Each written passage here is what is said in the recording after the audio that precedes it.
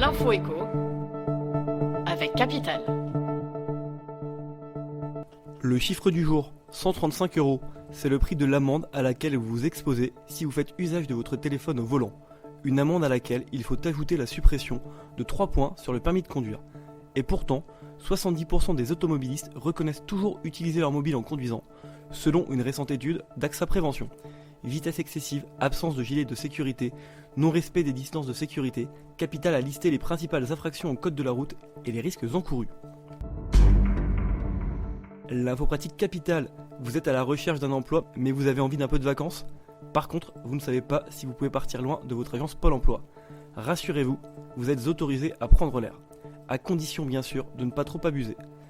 Vous pouvez vous absenter de votre résidence habituelle jusqu'à 35 jours par an sans que votre indemnisation chômage ne soit suspendue.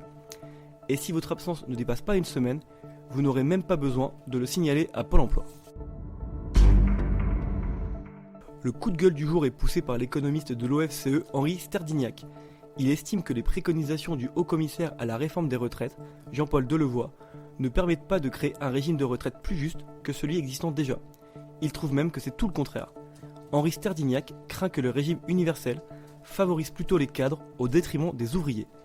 Pour éviter d'en arriver là, il recommande plutôt que les points attribués pour les bas salaires comptent plus que ceux pour les hauts salaires. Un entretien à retrouver sur notre site. Et on termine avec une bonne nouvelle si vous prenez l'avion avec Air France. La compagnie aérienne n'augmentera pas ses prix malgré l'écotaxe que va mettre en place l'État sur les billets d'avion. C'est ce qu'a annoncé Anne Rigail, sa directrice générale.